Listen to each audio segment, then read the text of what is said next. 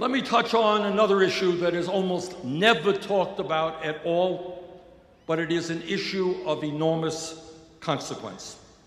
And that is, as a result of the collapse of the American middle class, what we are seeing is people in our country working incredibly long hours. Incredibly long. I go around the country and I look in the eyes of people.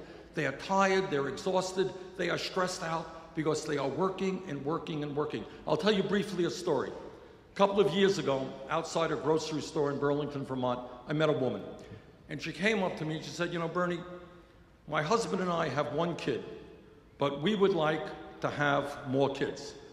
But I'm working 3 jobs, he's working 2 jobs, and we do not believe that we can be the parents we should be.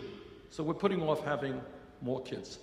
That story is being told all over America. Today, the American people are working longer hours than the people of any other major country on earth. The Japanese are very hardworking people. We work 137 hours a year more than the Japanese. We work 260 more hours a year than the British, and we work almost 500 hours a year more than our good friends in France. What can we say about the French? Now here's the point, and I say this in order to put where we are today in a broader context.